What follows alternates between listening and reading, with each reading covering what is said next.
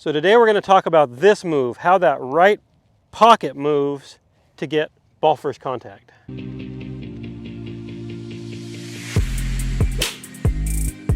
So Ed, you just demonstrated something. You have a glove in your pocket. You demonstrated how your trail hip, trail glute, how that's moving in space. How does that help us get ball first contact? Or why would not doing that make it hard for ball first contact? Well, we often see one of many things, but most pervasive is that when people take the club back, they often don't load the trail hip with the little trigger and their ribs don't move to the right. So as a result, this right hip is super high, and then they have to push off crazy and then teeter-totter themselves, and by then it's simply too late to the game. I call that the teeter-totter swing. Yeah. Basically the pelvis shifts like this, the spine does this kind of an action, and when this happens, there's generally very little pivot, very little rotation, and lots of low point problems. Exactly. So what we like to prescribe is that people feel like there's a little trigger and the ribs move slightly to the right, which kind of loads this trail hip. And then the more you turn into this right hip, the more the right back pocket starts to circle back around, gaining depth as well as position. And now you've moved everything about an inch forward with all this clearance to hit from the inside of the ball. Turn back around for the camera again. You've got that nice visual here. So when this goes around, now when you change directions, your hips don't ever really back up, so you're forward. Yep, so I'm forward enough. And the loading process did it for me. Yes. If I don't feel any tension internally in this hip, then I have to find some way to get pressure forward, and quite often people start pushing off. And then all of a sudden we get out of alignment and those other factors. So if we can feel like there's a little pressure into this, internally loaded into this hip, it will start to move that direction because you run out of range of motion. Exactly. And so our winding up actually helps us create the recentering. So a lot of things are happening kind of on autopilot. It's not like you're thinking about all these things. You just create the proper wind up, and then all of a sudden things start to do the right things, and low point moves forward without even thinking about it. True. Yeah, exactly.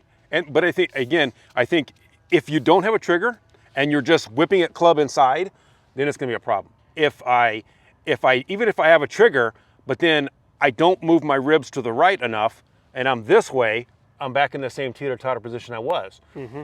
So really it's a matter of trigger, ribs, now wind up, makes it all happen. Yep. So it's in that fashion. The sequence of that loading is correct. Kind of magical. Yes, sir. Okay. So let's show them another viewpoint here. So now we're going to show down the line what that look will be. So you can almost see that the glove's trying to disappear behind him. That's kind of my preference, what I like to see in a player, because I don't like them feeling like this ever kicks into the ball, or they're sliding this direction, or if they don't load this trail hip, they straighten it too fast. Now there's no tension. This is already kicked out, and now the only way to get pressure forward is to start pushing and sliding, which causes early extension and a lot of pressure on your back. I don't really care for that either. So I think that first initial part where the ribs move to the right, and because of your turn, it starts sending it this way. This never actually goes straight. It does straighten slightly because of the range of motion, but it's an effect. You're not trying to do it. Does that make sense? Yeah. That's it. You're not physically trying to straighten your leg out. Exactly. You're not physically trying to turn your hips. No. They're turning some. Yeah. But it's more of an effect of the body reacting to this turning. Yeah, so the body's stretching. It's actually creating a stretch across the midsection. People call those the slings. Right. So you're loading up those muscle and fascia like this, and then that's pulling this hip around. That's causing this to rotate around. Exactly. It's more of an effect, not something we're intending to have happen. Exactly. Okay, so we've got a little setup here that's going to show us what's going on, how things are moving. So I want you to kind of walk through this in slow motion once for me, and then we'll hit one. Okay. Just so everybody can see what happens here. So we're going to see as you trigger, show the trigger, Now there's a little trigger, and now there's going to be a little shift. You can see how his chest has kind of moved a little right. Now keep winding. Now you see the pelvis start to wander a little forward, and then there's the flex down, and then the tailbone working back and around. So let's see if that actually happens when you go ahead and hit one with a little bit of speed. Ooh, a flesher.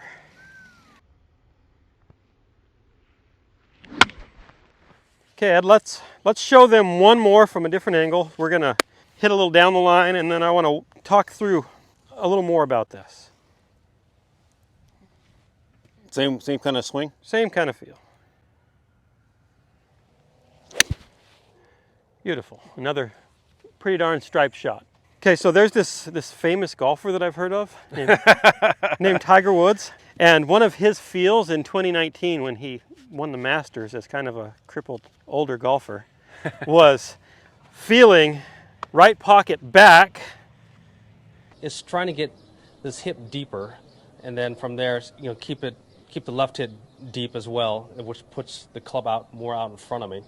Instead of a lot of time when I'm feeling tight, I don't quite get deep enough loaded on my right hip, and I start standing up, which puts a lot of stress on my back. And then right pocket back some more. Yep.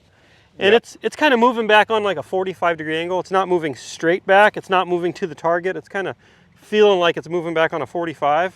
As an equal amount to how much they're turning, I would assume if someone didn't necessarily turn that much, then it wouldn't feel like it was pushing back almost as if it were at a clock. I mean, sometimes when I'm giving lessons, I'll talk to it as it's a clock.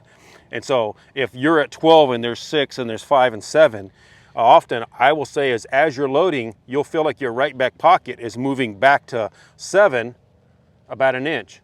And then as this squares itself up, you're pushing the lead hip back to 5. Yeah, so it goes this way and then it swivels back around this way. Never invading your space, because we always want to keep this space free for your arms.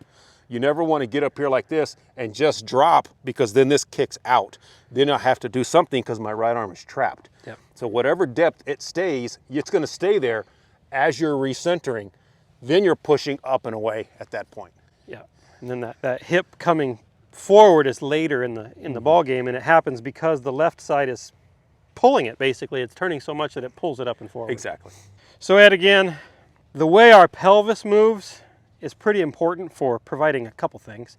Space for us to be able to swing through, and also it helps us with being able to control our low point. If our pelvis tilts the wrong way, that leaks up the chain. Or if it kicks in. Or if it kicks in, Yes. Kicking in will cause me to do some funky things. Correct. Either I'm going to come over my hips, or I'm going to tilt away and fall behind them.